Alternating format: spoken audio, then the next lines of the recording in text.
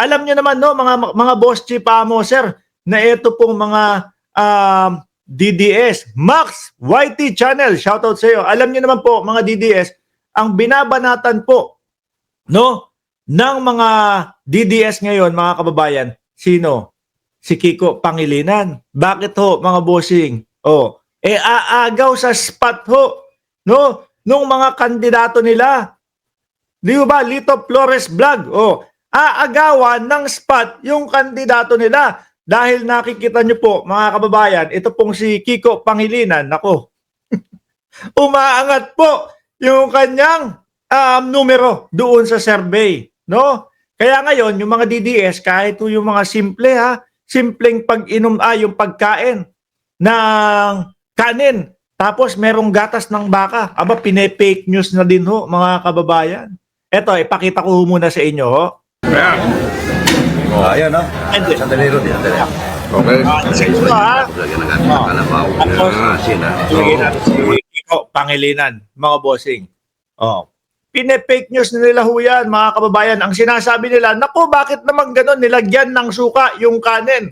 Ang katotohanan ho, gatas ng kalabaw, mga bossing. Ulit.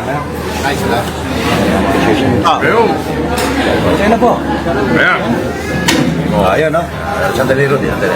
Okay. Lagay po niyan, dapat lagyan ng gatas ng kalabaw. Yun, takip ng kaldero ano naman, wala naman.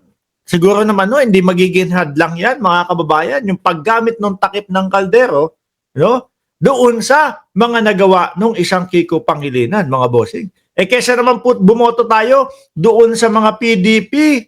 Ano ba gagawin niya mga PDP na yan? Wala ho. Paulit-ulitin sa ating mga tenga na wing him home. Paulit-ulit to.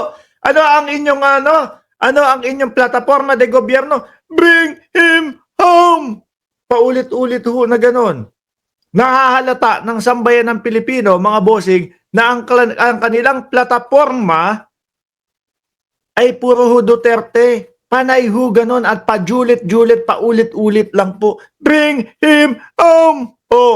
Sabay singitan pa nung isang bongo. Inaresto po si dating Pangulong Duterte. Wala pong tsinelas. Anak na tinapa tong mga kandidato na to. Ano po, tapos ang maririnig natin doon sa kanilang mga campaign rally? Panay ho, paninira. Imbis na ilatag yung kanilang mga plataforma de gobyerno. Paninira ang ginagawa. Doon na tayo sa Kiko Pangilinan, mga bossing. Di ba? Sabi ko nga sa inyo mas iigihin ko pa mas pipiliin ko pang iboto yung mga kakamping na tumatakbo kesa dyan sa mga PDP nila. Dahil paulit-ulit lang po at iisa lang ang purpose ng pagtakbo nila. Kung di, para sa mga Duterte, para hindi ma-impeach si Sara, at para daw maiuwi ang kanilang tatay.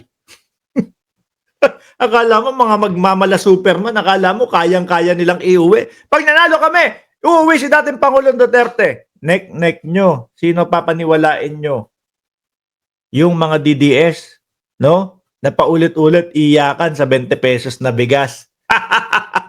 Tuloy mga kababayan, Wow. Yan. Ilagay yung kanin, di ba? Sina. Oo.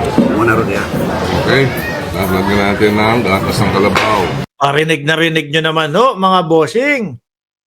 Gatas ng kalabaw yung linagay. Alam nyo kasi sa sobrang babaw ng mga DDS at wala silang ibang kaya, na ipanira ayun, yung gatas ng kalabaw, ginawa na lang suka. Ganun lang. Akala naman nila maaapektuhan po yung kandidatura. Ayan, tumataas pa mga kababayan. Di ba, Jong Umali at Brenda Barton at Ramon Simon? Good morning din po sa inyo. Tuloy, gatas ng kalabaw. Sa mga probinsya mga kababayan, ginagawa yan. No? Nung nasa Pilipinas ako, nung nabubuhay ang aking lola, ginagawa niya yan. Tapos may asin na ibubudbud, di ba? Kasi yung mga DDS, ang bababaw mga kababayan No? Ipapanira, lilagyan ni Kiko ng suka, yung kanin. Ganun lang Jologs nyo. Yun. Ay, Wow. asin. Asin. At asin. O, di ba? Tapos nakakamay, mga kababayan. Tsaka isa pang binibigyan nila ng diin, yung kumain daw ho kasi doon sa takip ng kaldero. O ano naman? No? Kesa naman doon sa Bato de la Rosa, nag-aaksaya ng pera ng bayan, magpapahiring-hiring doon sa Senado. Wala naman hong ibig sabihin. Wala naman hong napala ang sambayan ng Pilipino. Sabi ni Jakes, bueno, live ba ito? Hindi po, sir. Ano lang tayo, replay lang po tayo ngayong araw.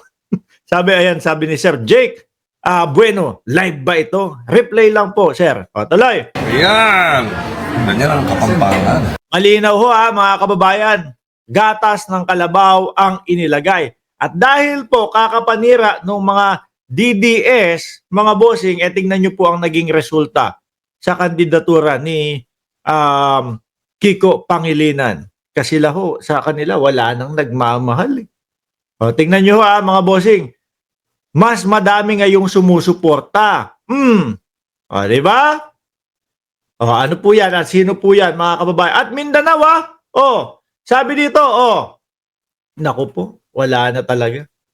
Imbis na si Bato de la Rosa at si Bongo ang suportahan, wala na. Yung mga taga Mindanao, pati kakamping sinusuportahan na. Iyakan. Di ba? Alam nyo, mga DDS, kahit naman manalo si Bato de la Rosa, kahit manalo si Bongo sa pagkasenador, alam nyo kung ano mangyari? Wala din. ICC din ang bagsak niyan. Yan dalawa na yan. Sabi nga ni dating Senador Trillanes, di ba? First batch, ang dating Pangulong Duterte. Huwag kayo magagalit. Nangyari yun. No? Hindi nyo pwedeng sabihin sa amin, hala, naniniwala kayo kay Trillanes. Oo naman. Kaya nga nando sa dahig ang inyong tatay. Kaya nga nakaoblo ang inyong tatay. Di ba? Kaya nga naoblo ang inyong tatay dahil kay Trillanes. Sabi, ang tagal naman ng impeachment. Sabi. Alam nyo, mga kababayan, dito sa TikTok may nagko-comment. Ang tagal naman ng impeachment. Alam nyo, ito mga kababayan, yung mga DDS. Noon po si Buloyski ang inaaresto, ganyan din ho sila, no? Ano, Mark Ramos? Nasa na? Akala ko ba, huhulihin na si Buloyski. Akala ko ba, mahuhuli na si Buloyski. Ang hina naman ng PNP nyo. Ganun yung mga DDS, mga kababayan. Nung nahuli mo si Buloyski, iyakan. Iyakan. Di ba? Tapos, sumunod naman sila. Sabi, ano na, nasa na yung ICC ninyo? Ang tagal naman ng ICC ninyo. Gumano na naman ho sila, mga kababayan. Nung inaresto yung tatay digong nila, ayun, iyakan na naman. Ngayon, ayaw na nilang magsabi. Ano, ang tagal naman ng ICC para kay Bongo. Baka kasi mag-iyakan na naman Impeachment, hinihintay nyo. Pagkatapos ng SONA ng Pangulo, impeachment na ang pag-uusapan dyan. July. Ayan. Pero dito muna tayo. Kiko storms Mindanao. Wins support of Commander Bravo. Former Senator Kiko Pangilinan secured a key endorsement in Mindanao. Aray ko po, no? Imbis na yung mga DDS. Yung mga DDS umaasa, amin ang Mindanao. Di wow. Siguro, diyan magtatago si Bongo at si Bato de la Rosa. Pero isasabihin nyo, amin ang boto ng Mindanao. Di wow ang masasabi namin doon.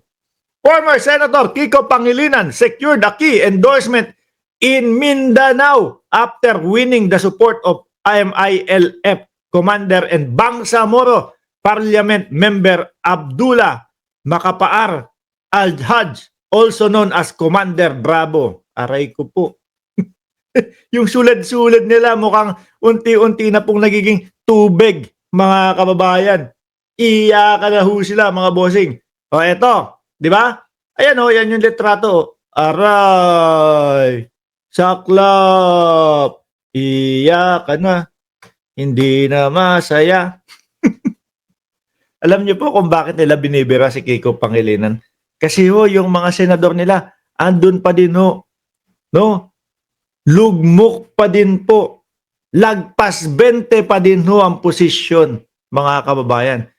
Tapos, mga bossing, tapos tapos, maaagawan pa ni Kiko Pangilinan ng pwesto. Laluhong lalayo yun.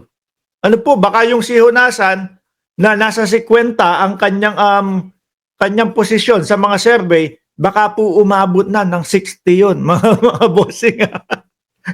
Lalo nang lumayo. Kasi may pakwela si Honasan no? May pakwela si Honasan kesyo daw mga ngalap ng mga pirma.